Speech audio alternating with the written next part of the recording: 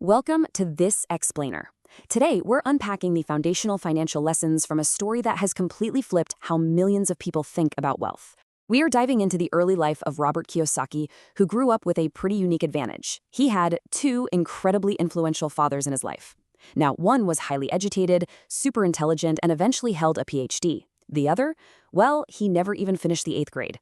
Both of these guys were strong, charismatic, incredibly hardworking men who earned really substantial incomes. Yet, their financial destinies couldn't have been more different.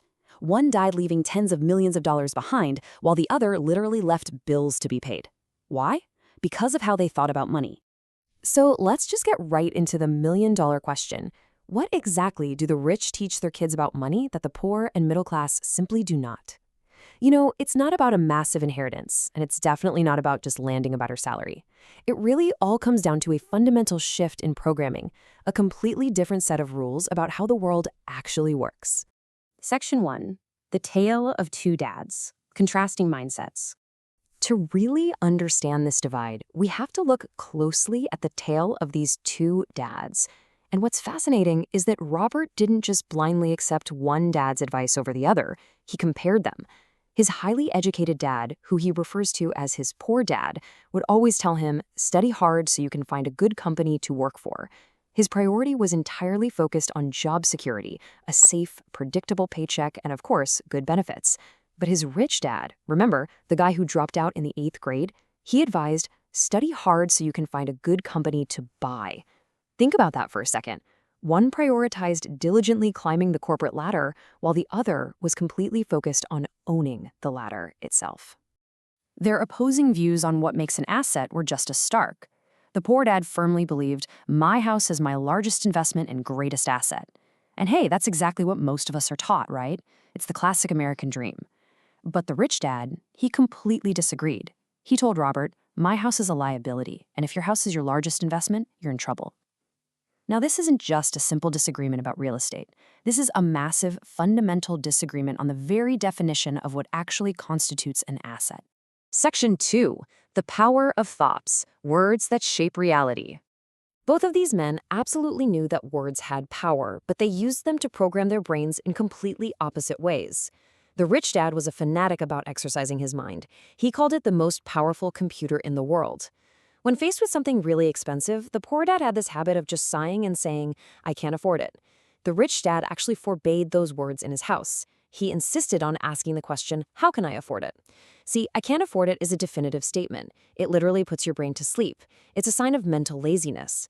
But asking, how can I afford it? Well, that forces your mind to wake up, to get creative, to work, and ultimately to grow stronger. This brings us to an absolutely crucial point. Wealth is an identity, not just a bank balance.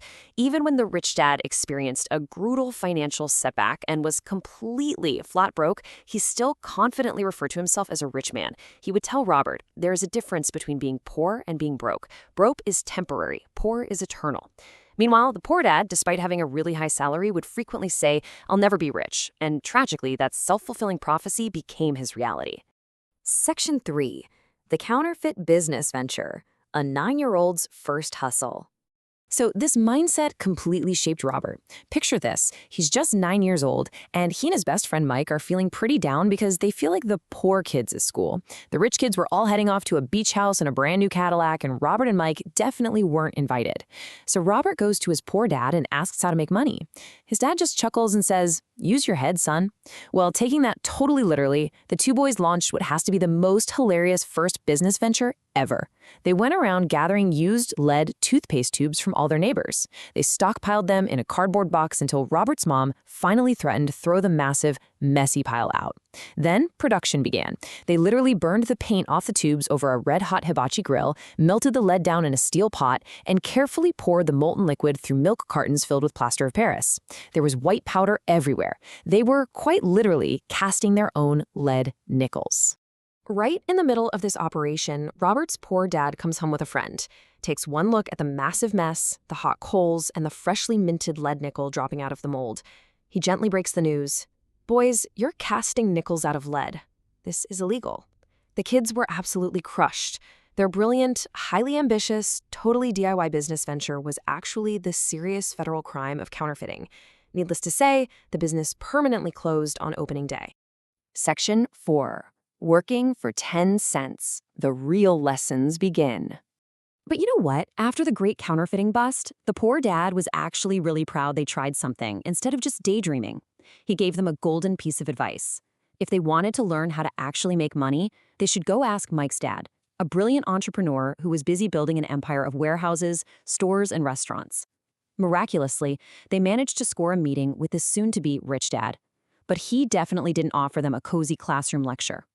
Instead, he hit them with an ultimatum. You work for me, I'll teach you.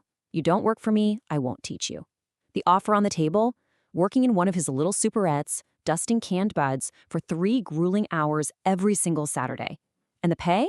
A completely measly 10 cents an hour. Now, set the scene in your mind. It's 1956 in Hawaii. There is no air conditioning, the store doors are propped wide open, and thick dust swirls in every single time a car drives by outside. For 3 agonizing weeks, Robert suffers through this excruciatingly boring work. He's pulling in 30 cents a week, which was barely enough to buy a couple of comic books back then. By week 4, he's completely, utterly fed up. He feels totally exploited. He hasn't even seen Rich Dad since that very first day, and he is 100% ready to quit. So, Robert demands a meeting. He marches in and aggressively confronts Rich Dad, basically accusing him of being a cheap crook who exploits children and totally fails to keep his promise to teach them anything. Rich Dad, he just rocks back in his chair, smiles calmly, and asks a very simple question. Does teaching mean talking or lecture? I really want us to think about that for a second. Is sitting in a chair, listening to someone talk, really the only way we learn? Section 5. Life pushes us around. The wake-up call. Rich Dad explained that talking and lecturing, well, that's how schools teach. But it is definitely not how life teaches. Life is actually the best teacher of all, and it communicates not with words, but by pushing you around. He said people generally react to these painful pushes in 3 distinct ways. First, some folks just give up. They let life push them right into submission.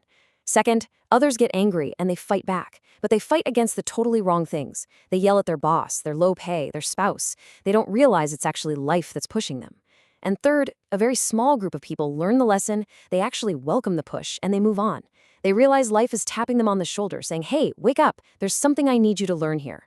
So be honest with yourself. Which category do you fall into? Rich Dad looked right at Robert and told him that if he had no guts, he'd live his entire life doing the right things, playing it totally safe, saving himself for some big event that never actually happens, and he'd die a very boring old man. Deep down, he might desperately want to win, but the fear of losing would always be greater than the excitement of winning. It's a trap. Most people choose a safe job and a steady paycheck out of pure, sheer terror. When Robert inevitably complained again about the 10 cents an hour, Rich Dad hit him with a pretty harsh truth. Stop blaming me and thinking I'm the problem. Because think about it. If you believe your boss or your paycheck is the root of your problems, you're going to spend your entire life quitting, jumping from job to job, looking for a better opportunity, convinced that higher pay will magically solve everything. Newsflash, it almost never does. The real reality check is this. If you realize that you're the problem, then you can change yourself, learn something, and actually grow wiser. Section 6. Make money work. The ultimate lesson? And that brings us to the absolute core philosophy of wealth that Robert Kiyosaki learned as a tiny, frustrated 9-year-old boy. That agonizing, boring 10-cent-an-hour job, it was a total setup. It was designed entirely on purpose. Rich Dad used it as a deliberate mirror of real life.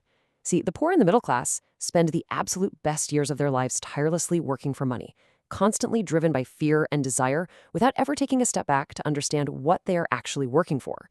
But the rich, they do the exact opposite. They learn how to have money work for them. Because positive thinking alone doesn't build wealth, gaining actual practical power over how money works is what does. So as we wrap up today, the crucial point we want to leave you with is this final provocative question. Take a hard look at your own life. Look at your daily choices, your career trajectory, your savings account. Are you just waking up, going to work, and letting life push you around for a paycheck? Are you just working for money?